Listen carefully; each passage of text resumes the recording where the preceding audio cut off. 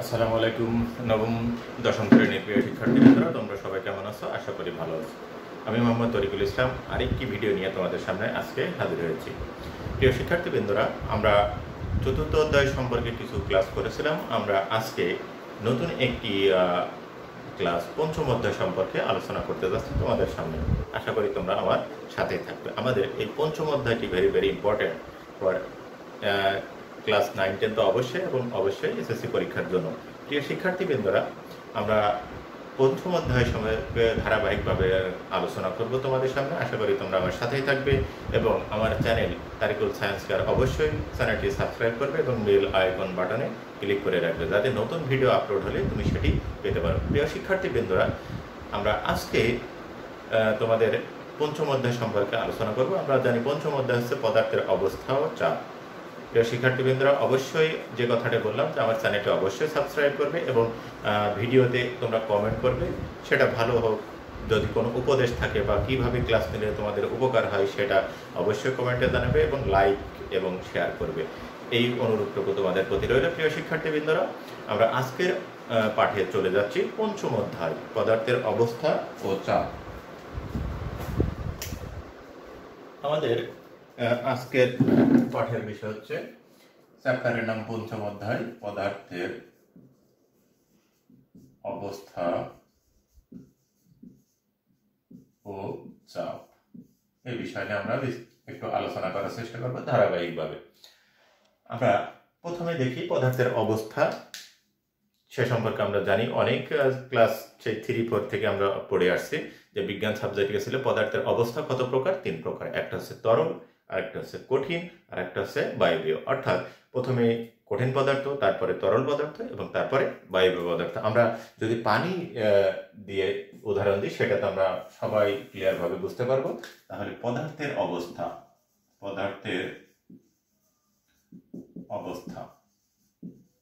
এই পদার্থের অবস্থা হচ্ছে 3 প্রকার। কয় প্রকার? 3 প্রকার। আমরা এটা সবাই জানি, তারপরে আমি লিখছি। 1 নম্বর হচ্ছে কঠিন পদার্থ, 2 নম্বর হচ্ছে তরল পদার্থ, 3 নম্বর হচ্ছে গ্যাসীয় বা বাষ্পীয়, যেটা আমরা বলি না কেন এটা। এই সম্পর্কে আমরা একটু আলোচনা করি যে কোনো কঠিন পদার্থের ক্ষেত্রে আমরা জানি প্রত্যেকটা পদার্থ হচ্ছে অণুপরমাণু সমন্বয়ে গঠিত। এই অণুপরমাণুগুলো, অর্থাৎ এই একটা যদি পদার্থ হয় অণুপরমাণু সমন্বয়ে গঠিত, কঠিন পদার্থের ক্ষেত্রে এই অণুপরমাণুগুলো খুব থাকে, কাছাকাছি থাকে। অর্থাৎ এদের ভিতরে বন্ডিং অর্থাৎ বন্ধনটা খুব বেশি, এজন্য অর্থাৎ এরা খুব কাছাকাছি থাকে। এজন্য কঠিন পদার্থ এরা শক্ত প্রকৃতির হয়। অর্থাৎ অণুপরমাণুগুলো খুব কাছাকাছি থাকে। কাছাকাছি থাকলে কি হয়? আমরা ঘনবসতি যেটা বলে থাকি, এই কাছাকাছি থাকার ফলে এই পদার্থগুলো কঠিন আকারে খুব শক্ত প্রকৃতির হয়।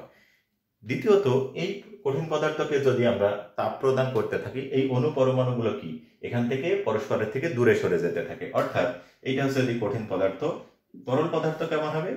তরল পদার্থের ক্ষেত্রে এই অণুপরমাণুগুলো দূরে দূরে চলে যেতে থাকবে। এটা হচ্ছে কি তরল পদার্থের ক্ষেত্রে। অর্থাৎ তাপ দেওয়ার ফলে, এখানে আমরা তাপ দিলাম, তাপ দেওয়ার ফলে অণুপরমাণুগুলো দূরে দূরে সরে যেতে থাকবে। তাহলে এখানে হচ্ছে কঠিন পদার্থ প্রথমে অণুপরমাণুগুলো খুব কাছাকাছি বা দৃঢ়ভাবে থাকবে। দৃঢ়ভাবে থাকার কারণে এটা খুব শক্ত হবে। 2 নম্বর হচ্ছে এই কঠিন পদার্থকে যদি আমরা তাপ দিতে থাকি, তাহলে অণুপরমাণুগুলো আস্তে আস্তে দূরে যেতে থাকবে। অর্থাৎ ওদের ভিতরকার বন্ধন ভাঙতে থাকবে। বন্ধন ভাঙার ফলে এগুলো অণুগুলো যত একটু দূরে দূরে যাওয়ার কারণে সেই পদার্থটা তরলে পরিণত হবে। 3 নম্বর হচ্ছে গ্যাসীয় পদার্থ অর্থাৎ বাষ্পীয় পদার্থ যেটা, এটা অনেক দূরে দূরে দেখা যাচ্ছে এইটুকুর ভিতরে এরকম অনেক দূরে দূরে অণুপরমাণুগুলো থাকবে। অর্থাৎ তাপ দেওয়ার পরে ক্রমান্বয়ে যখন আমরা তাপ দিতে থাকবো, এই অণুপরমাণুগুলো ক্রমে আরো দূরে যেতে থাকবে, আরো দূরে, অনেক দূরে যাওয়ার ফলে তাদের ভিতরে একদম দেখা যাচ্ছে এই জায়গাগুলো ফাঁকা, আর এখানে কাউকে পাওয়া যাবে না। এইটা হচ্ছে বাষ্পীয় অবস্থার সৃষ্টি হবে। আমরা যদি পানির কথা মনে করি, পানির ক্ষেত্রে দেখো, পানি প্রথমে যদি তাপমাত্রা কমানো থাকে 0 ডিগ্রি সেলসিয়াস তাপমাত্রা, 0 ডিগ্রি সেলসিয়াস থেকে তার নিচে 0 ডিগ্রি সেলসিয়াস অথবা 0 ডিগ্রি সেলসিয়াস এর নিচে, এইটা কি হবে, পানি বরফে পরিণত হবে, বরফ। এখন তাহলে এইটা বরফের ক্ষেত্রে অনুপরমাণুগুলো খুব দৃঢ়ভাবে আবদ্ধ থাকে। আমরা বরফ খেয়াল করি যে বরফ খুব শক্ত প্রকৃতির হয়। এখন এই বরফে যদি আমরা তাপ দিতে থাকি তাহলে বরফ কি হয়, আস্তে আস্তে গলতে থাকে। কারণটা কি, এই অনুপরমাণুগুলো আস্তে আস্তে দূরে সরে যেতে থাকে এবং তাদের ভিতরকার যে বন্ডিংটা অর্থাৎ বন্ধনটা, সেই বন্ধনটা আস্তে আস্তে হালকা করতে থাকে, ক্রমান্বয়ে তরলে পরিণত হয়। এইটা হয়ে গেল, তখন হয়ে যায় এটা হচ্ছে পানিতে পরিণত হয়ে গেল। এটা হচ্ছে বরফ। এবার তাপমাত্রা যখন আমরা ক্রমান্বয়ে বাড়াতে থাকলাম, ক্রমান্বয়ে বাড়াতে দেখা যাচ্ছে সেটা কি, প্রথমে পানি ফুটতে শুরু করবে। পানি ফুটতে শুরু করবে কত ডিগ্রি সেলসিয়াস তাপমাত্রায়, 100 ডিগ্রি সেলসিয়াস তাপমাত্রায় পানি ফুটতে শুরু করবে। এইটাকে বলা হয় পানির স্ফুটনাঙ্ক, ফুটতে শুরু করবে। এখন ফুটতে শুরু করলে তাপমাত্রা যখন আমরা আরো বাড়াতে থাকবো, সকল পানির তাপমাত্রা যখন 100 ডিগ্রি সেলসিয়াসে পৌঁছে যাবে, তখন পানি বাষ্প হয়ে উপরে উঠে যাবে। এই হচ্ছে পানির তিনটা অবস্থা। এখন প্রশ্ন হচ্ছে আরেকটা পদার্থ নিয়ে, অবস্থা নিয়ে বিজ্ঞানীরা কাজ করে যাচ্ছে, সেটা হচ্ছে পদার্থের প্লাজমা অবস্থা। প্লাজমা অবস্থা, এটা একটি পদার্থের চতুর্থ অবস্থা বলা হয়। এটাকে বলা হচ্ছে প্লাজমা অবস্থা বা চতুর্থ অবস্থা। বিজ্ঞানীরা এটা নিয়ে এখনো গবেষণা করে যাচ্ছে, তাদের গবেষণার কোনো শেষ নেই। এইটা আমরা কিভাবে করব, যে বিজ্ঞানীরা প্লাজমা অবস্থা বলতে আমরা কি বোঝাই সেটা আমরা একটু আলোচনা করব। প্লাজমা অবস্থা মানে পদার্থের আয়নিত অবস্থা। আয়ন মানে কি, আমরা জানি ধনাত্মক ঋণাত্মক আয়ন আছে, ধাতুরা ইলেকট্রন দান করে, অধাতুরা ইলেকট্রন গ্রহণ করে। এই যে আমরা ধনাত্মক আয়ন ঋণাত্মক আয়নের আমাদের ধারণা আছে, অর্থাৎ কোনো বস্তুকে যদি আমরা ক্রমান্বয়ে তাপ দিতেই থাকি সেক্ষেত্রে ওই পদার্থগুলোর এক্সিস্টার করেন, সেটা আয়ন হিসাবে থাকতে পারে। যেমন প্রথমে দেখো, আমরা যদি উদাহরণের কথা সোডিয়াম, প্রথমে সোডিয়াম, এই সোডিয়ামের গলনাঙ্ক এখানে 801 ডিগ্রি সেলসিয়াস, অর্থাৎ এই তাপমাত্রায় পৌঁছানোর ফলে সোডিয়াম কি বলতে শুরু করে। সেক্ষেত্রে আবার এইটা হচ্ছে আয়ন অবস্থায় চলে যাবে। আয়ন আমরা জানি কি, সোডিয়াম যদি একটা ইলেকট্রন ত্যাগ করে সেটা হচ্ছে সোডিয়াম প্লাস। এটা যেমন ক্লোরিন যদি ওই একটা ইলেকট্রন গ্রহণ করে সেটা হয়ে যাবে ক্লোরিন মাইনাস। তাহলে এটার ধনাত্মক আয়ন, এটা হচ্ছে ঋণাত্মক আয়ন, অর্থাৎ তখন আর সে সাধারণ অবস্থায় থাকে না। আমরাও জানি যে এইটা অবস্থা, কিন্তু এই প্লাজমা অবস্থা হচ্ছে পদার্থের এমন এক অবস্থা যেখানে অধিক তাপ প্রয়োগ করতে হয়। আমাদের যে বিজ্ঞানীদের ধারণা, গবেষণা পর্যন্ত এতটুকু যখন ফলাফল আসছে, সেটা হচ্ছে 2000 ডিগ্রি সেলসিয়াস থেকে শুরু করে তার ঊর্ধ্বে, অর্থাৎ 2000 নিম্নত 2000 ডিগ্রি সেলসিয়াস, আর উপরে গেলে সেই কোনো পদার্থগুলো আয়নিত অবস্থায় চলে যাবে। এইটা হচ্ছে পদার্থের প্লাজমা অবস্থা। এই নিয়ে গবেষণা এখনো চলমান রয়েছে। বিজ্ঞানীরা ধারণা করছে যে 2000 ডিগ্রি সেলসিয়াস তাপমাত্রা থেকে শুরু করলে পদার্থ আয়ন অবস্থায় চলে যাবে, সেটা সাধারণ অবস্থায় থাকবে না। আমরা জানি সূর্যের যে পৃষ্ঠ, সূর্যের পৃষ্ঠের তাপমাত্রা হচ্ছে 6000 ডিগ্রি সেলসিয়াস, সূর্যের কাছাকাছি। এই 6000 ডিগ্রি সেলসিয়াস তাপমাত্রা কি, ওখানে গ্যাসগুলো আয়নিত অবস্থায় থাকে, গ্যাসীয় অবস্থায় থাকে না। যেখানে হিলিয়াম, বিভিন্ন ধরনের গ্যাস, হাইড্রোজেন গ্যাস যেটা আছে সেটা আয়নিত অবস্থায় থাকে, কারণ তাপমাত্রার কারণে। এখানেও এই প্লাজমা অবস্থা হচ্ছে এই অবস্থা। প্রিয় শিক্ষার্থীবৃন্দরা, আমরা প্রশ্ন এখান থেকে খ নম্বরের প্রশ্ন আসতে পারে যে প্লাজমা অবস্থা ব্যাখ্যা করো। তাহলে এই পয়েন্টগুলো, কথাগুলো তোমাকে সাজিয়ে লিখতে হবে। এই হচ্ছে পদার্থের অবস্থা সম্পর্কে আমরা জানলাম যে পদার্থ এমনি সাধারণভাবে তিন অবস্থা, কঠিন, তরল এবং গ্যাসীয় বা বাষ্পীয়। এখন আমরা জানলাম পদার্থের 4 নম্বর অবস্থা আছে, সেটা নিয়ে গবেষণা প্রক্রিয়ামান আছে, সেটা হচ্ছে প্লাজমা অবস্থা। প্লাজমা অবস্থা হচ্ছে আয়নিত অবস্থা, অর্থাৎ পদার্থ যখন আয়নিত অবস্থায় চলে যায় সেটাকে তখন প্লাজমা অবস্থা বলা হয়। প্রিয় শিক্ষার্থীবৃন্দরা, আমরা এখন চাপ সম্পর্কে আলোচনা করব। চাপ, চাপ, চাপের ইংরেজি হচ্ছে প্রেসার, PRESSURE, প্রেসার। অর্থাৎ আমরা প্রেসার সম্পর্কে অবগত আছি, বিভিন্ন ধরনের পড়ার প্রেসার, কাজের প্রেসার, তারপরে তোমার ব্লাড প্রেসার যেটা রক্তচাপ বলা হয়। পড়ার আমাদের যে কাজটা আমরা, প্রিয় শিক্ষার্থীবৃন্দরা, আমরা প্রায়শ করে থাকি যে লেখাপড়া নিয়মিত করি না, কিন্তু পরীক্ষা যখন আসে অল্প সময় কিন্তু তোমার পড়ার পরিমাণ খুব বেশি। তোমাকে যদি ভালো রেজাল্ট করতে হয় বা পাস করতে হয়, ন্যূনতম মোটামুটি রেজাল্টও করতে হয়, সেক্ষেত্রে তোমাকে অল্প সময়ের ভিতরে বেশি পড়া পড়তে হবে। এইটা তখন বলে যে কাজের, পড়ালেখার খুব প্রেশার। অফিস আদালতে যদি প্রচুর পরিমাণে কাজ করতে হয় অল্প সময়ের মধ্যে, তখন বলে আমরা কাজের প্রেশার বেশি। সেক্ষেত্রে আমরা আজকে পদার্থের ক্ষেত্রে চাপ বা প্রেশার কি, সেই জিনিসটা আমরা আলোচনা করবো। প্রিয় শিক্ষার্থীবৃন্দরা, আমরা আগে একটু চিত্র দেখি। ধরো এই একটা বাস্কেটের এই পর্যন্ত যাই।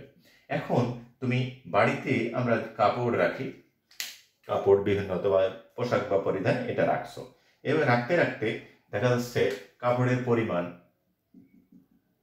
এত দূর চলে গেছে, অর্থাৎ সাইজটা এই পরিমাণ, এই পর্যন্ত হচ্ছে তোমার বাস্কেট। তাহলে খেয়াল করো এইটুকু তোমার পরিমাণ কি আছে, কাপড় বেশি আছে, এইটুকু কাপড় বেশি আছে, কিন্তু নিরাপত্তার স্বার্থে তোমাকে এই কাপড়টুকু এই পর্যন্ত অর্থাৎ ঝুড়ির ভিতরে রাখতে হবে ঢাকনা দিয়ে। এটা যদি আমি ঢাকনা কল্পনা করি, এটা হচ্ছে ঢাকনা। তাহলে প্রিয় শিক্ষার্থীবৃন্দরা আমরা কি করব, যে আমরা উপর থেকে যদি এখানে হাত দিয়ে এটাকে যদি চাপ এক ধরনের বল প্রয়োগ করি, তাহলে দেখা যায় অনেক সময় এই অবস্থানটা এখান থেকে পরিবর্তন হয়ে চলে আসছে। কিন্তু এইটাকে যদি আমি এই দিক থেকে চাপ দিই, অর্থাৎ বল প্রয়োগ করি, এদিকে যদি ধাক্কা দিই, তাহলে কাপড়টা তো ভিতরে আসবে না, আরো বাইরের দিকে চলে যাবে। সেক্ষেত্রে পজিশনটা এমনও হতে পারে। এইটা আসছে, তাহলে আমরা এখানে বলটা প্রয়োগ করব কিভাবে, উপর থেকে নিচ বরাবর, অর্থাৎ লম্বভাবে। এটা যদি আমরা ভূমি ধরি, তাহলে বলটা প্রয়োগ করব উপর থেকে নিচ বরাবর, তাহলে এইটা ভূমির সাথে এটা হয়ে যাবে কি লম্ব। তাহলে এখানে আমরা কি প্রয়োগ করব, বল প্রয়োগ করব। বল কিভাবে প্রয়োগ করব, বলটা প্রয়োগ করব হচ্ছে লম্বভাবে। এটা লম্বভাবে বল প্রয়োগ করতে হবে কিসের উপরে, এই যে বাস্কেট বা কাপড়ের এই যে ক্ষেত্রফলটা আছে, ক্ষেত্রফল, এই ক্ষেত্রফলকে আমরা এ ধরলাম, এ সমান হচ্ছে ক্ষেত্রফল। এখন বল প্রয়োগ করলাম ক্ষেত্রফলের উপরে, এটা যদি এ ক্ষেত্রফল হয় তাহলে এটা হচ্ছে এ, এটা। তাহলে বলটা কি জিনিস, পদার্থবিজ্ঞানের ভাষায় কোনো বস্তুর একক ক্ষেত্রফলের উপর লম্বভাবে প্রযুক্ত বলের মানকে চাপ বলে। আমি কি বলছি, এখানে বল প্রয়োগ করেছি, এখানে ওই কাপড়ের ক্ষেত্রফল ছিল, কিভাবে বলটা প্রয়োগ করেছি, লম্বভাবে। তাহলে চাপ কাকে বলে, কোনো বস্তুর একক ক্ষেত্রফলের উপর লম্বভাবে প্রযুক্ত বলের মানকে চাপ বলে। তাহলে আমরা চাপ কি বলছি, কোনো বস্তুর একক ক্ষেত্রফলের উপর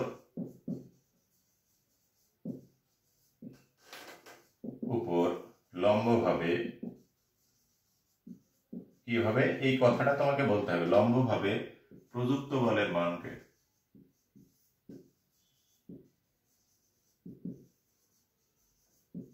চাপ বলে। একে কি দ্বারা প্রকাশ করা হয়, প্রেসারের পি দ্বারা প্রকাশ করা হয়। এটা হলো চাপের সংজ্ঞা। তাহলে এখানে দুইটা জিনিস পাওয়া যাচ্ছে, একটা হচ্ছে একক ক্ষেত্রফল আর একটা হচ্ছে বল। সেক্ষেত্রে অতএব লিখতে পারি চাপ সমান হচ্ছে বল ভাগ হচ্ছে ক্ষেত্রফল। আমরা যদি সাংকেতিক বা প্রতীক দিয়ে লিখি, সেটা হচ্ছে এফ, ক্ষেত্রফলকে এ, প্রেসারের চাপ হচ্ছে প্রেসারকে পি দ্বারা প্রকাশ করে। এটা হচ্ছে চাপের সংজ্ঞা, অর্থাৎ P is equal to F by A. তাহলে বলকে যদি ক্ষেত্রফল দ্বারা ভাগ করা হয়, তাহলে আমরা কি পেয়ে যাব, চাপ পেয়ে যাব। এখন এই চাপের এককটা কি, একক হচ্ছে, আমরা এদিকে খেয়াল করো, বলের একক কি, নিউটন, বলের একক নিউটন, নিচে ক্ষেত্রফলের একক কি, মিটার স্কয়ার। তাহলে নিউটন ভাগ মিটার স্কয়ার, এটাকে আমরা আরেকভাবে লিখতে পারি, সেটা হচ্ছে কি নিউটন পার মিটার স্কয়ার। এখন এইটাও একটা জিনিস, কিন্তু এই চাপের যে বিষয়টা বিজ্ঞানী প্যাসকেল আবিষ্কার করেছিলেন, এই জন্য একে তার সম্মানার্থে এই চাপের একককে বলা হয় প্যাসকেল। আমরা প্যাসকেল কিভাবে লিখবো, পি ক্যাপিটাল পি তারপরে পি এ। তাহলে প্যাসকেলও যা, এই নিউটন মিটার স্কয়ারও তাই। তাহলে আমরা এমসিকিউর ক্ষেত্রে এই প্রশ্নগুলো কাজে লাগবে। চাপের একক কি, প্যাসকেল আমরা সাধারণভাবে ব্যবহার করব, চাপের একক হচ্ছে প্যাসকেল, কিন্তু আরেকটা একক পাওয়া যাবে কি, নিউটন পার মিটার স্কয়ার। প্রিয় শিক্ষার্থীবৃন্দরা, পরীক্ষায় যদি তোমাকে ভালো করতে হয়, তাহলে এই বিষয়গুলো অবশ্যই তোমাকে জানতে হবে। আর তুমি এমনভাবে পড়বে যে ওই বিষয়টি সম্পর্কে আর যাতে তোমার কোনো বিভ্রান্তি না থাকে, এবং ওখান থেকে যে কোনো জায়গা থেকে প্রশ্ন হলে তুমি সেই প্রশ্নের উত্তর করতে পারবে। আমি কিন্তু সেভাবেই ভেঙে ভেঙে আগাচ্ছি, এটা হচ্ছে এমসিকিউর প্রশ্ন, এটা হচ্ছে জ্ঞানমূলকের প্রশ্ন, এইভাবে আমি ভেঙে ভেঙে ক্লাসগুলো তোমাদের সামনে উপস্থাপন করবো। আশা করি তোমরা আমার সাথেই থাকবে, এবং এই ভিডিওগুলো যদি তোমার ভালো লেগে থাকে, অবশ্যই ভিডিওটা শেয়ার করবে এবং আমার চ্যানেলটি সাবস্ক্রাইব করবে। প্রিয় শিক্ষার্থীবৃন্দরা, তাহলে আমরা চাপ কি জানলাম, চাপের একক কি, চাপের এটা সূত্র কি সেটা জানলাম, এখন একক সেটাও জানলাম। এখন আমার প্রশ্ন আরেকটু হতে পারে যে 1 প্যাসকেল কাকে বলে। আচ্ছা, আমরা এমসিকিউটা কি আসতে পারে সেটা আমরা একটু আলোচনা করি। এমসিকিউ কারণ এটা বহুপদী প্রশ্নের আনসার হলো এমসিকিউ আছে চাপের একক কোনটি, চাপের একক ড্যাশ দিল, বহুপদীতে অধিকাংশ ক্ষেত্রে ড্যাশ থাকে। 1 নম্বর হচ্ছে পিএ, 2 নম্বর হচ্ছে নিউটন পার মিটার, 3 নম্বর হচ্ছে নিউটন পার মিটার স্কয়ার। নিচের কোনটি সঠিক, নিচের কোনটি সঠিক? আমি তোমাদের সুবিধার্থে প্রশ্ন কিভাবে হয় সেভাবে লিখছি।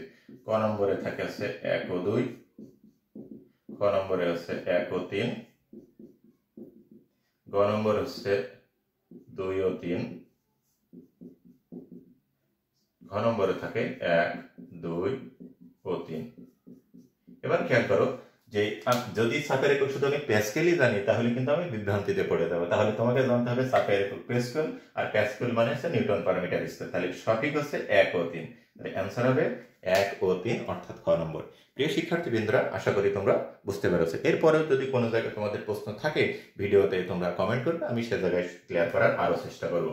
প্রিয় শিক্ষার্থীবৃন্দরা, এখন আমরা এমসিকিউ সম্পর্কে জানলাম। এখন আমরা আরো গানমূলক এবং অনুধাবনমূলক প্রশ্ন সম্পর্কে জানার চেষ্টা করব।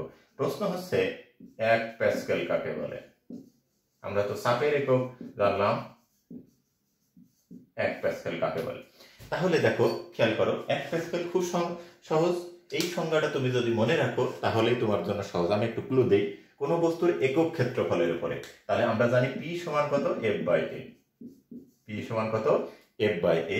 তাহলে দেখো, যদি আমাকে 1 প্যাসকেলের সংজ্ঞা দিতে হয়, 1 প্যাসকেলের সংজ্ঞা দিতে হয়, তাহলে নিচে দুইটা অক্ষর আমি লিখলাম। বলের একক হচ্ছে নিউটন আর ক্ষেত্রফলের একক হচ্ছে মিটার স্কয়ার। তাহলে এমন দুইটা সংখ্যা নিতে হবে যাতে ভাগ করলে 1 পাওয়া যায়। তাহলে এখানে হচ্ছে 1, 1 কে 1 যদি ভাগ করি তাহলে হবে 1। তাহলে এইটা হচ্ছে 1 প্যাসকেলের সংজ্ঞা। তাহলে এখান থেকে আমরা বলতে পারি, দেখো, কোন বস্তুর একক ক্ষেত্রফলের জায়গায় লিখবো কত, 1 মিটার স্কয়ার। এইটুকুর পরিবর্তে লিখবো হচ্ছে 1 মিটার স্কয়ার। একক ক্ষেত্রফলের 1 মিটার স্কয়ার ক্ষেত্রফলের উপর লম্বভাবে প্রযুক্ত বলের মান, প্রযুক্ত বলের মানের জায়গায় লিখবো হচ্ছে 1 নিউটন। তাহলে সেই বলকে বলা হচ্ছে 1 প্যাসকেল। তাহলে আমরা সংজ্ঞাটা লিখি যে 1 প্যাসকেল কাকে বলে? কোন বস্তুর একক ক্ষেত্রফলের উপর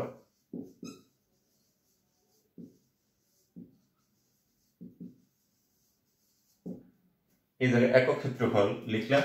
যখন 1 প্যাসকেল, এখানে লিখতে হবে কি 1 মিটার স্কয়ার। একক ক্ষেত্রফল জায়গায় 1 মিটার স্কয়ার ক্ষেত্রফলের উপর লম্বভাবে 1 নিউটন প্রযুক্ত বলের জায়গায় লিখতে হবে 1 নিউটন। 1 নিউটন বল প্রযুক্ত হলে তাকে কি বলে? 1 প্যাসকেল বলে। অর্থাৎ প্রযুক্ত চাপের মানকে 1 প্যাসকেল বলে।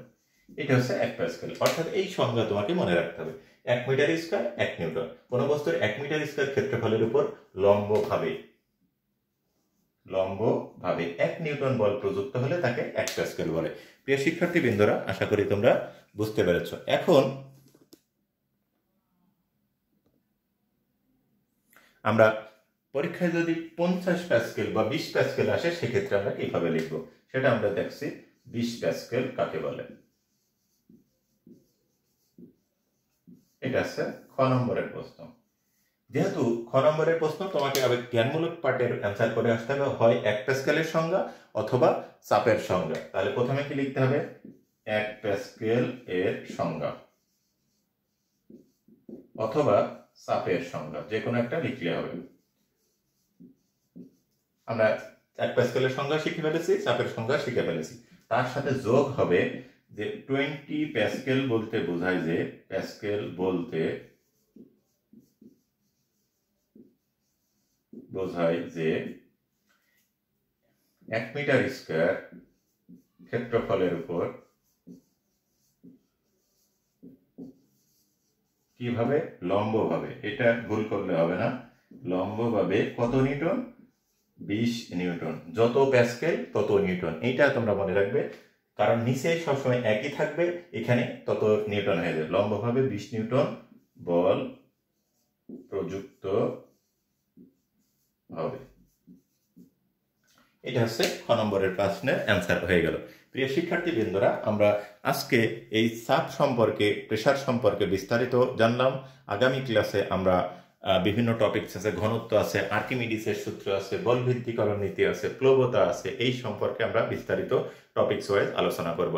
তোমরা অবশ্যই এই ক্লাসটা মনোযোগ সহকারে দেখবে এবং এখান থেকে তোমরা অবশ্যই উপকৃত হবে বলে আমি আশা করি। প্রিয় শিক্ষার্থীবৃন্দরা, আমরা মনে করি আমার একটি চ্যানেল আছে, তারিকুল সায়েন্স কার। এই চ্যানেলটা অবশ্যই সাবস্ক্রাইব করবে এবং এই ভিডিওগুলো তোমাদের বন্ধুদের মাঝে শেয়ার করবে এবং পছন্দ হলে লাইক, কমেন্ট, শেয়ার অবশ্যই করবে। প্রিয় শিক্ষার্থীবৃন্দরা, আগামী ক্লাসে তোমাদের সাথে আবার দেখা হবে। সে পর্যন্ত সবাই সুস্থ থেকো, ভালো থেকো। আসসালামু আলাইকুম।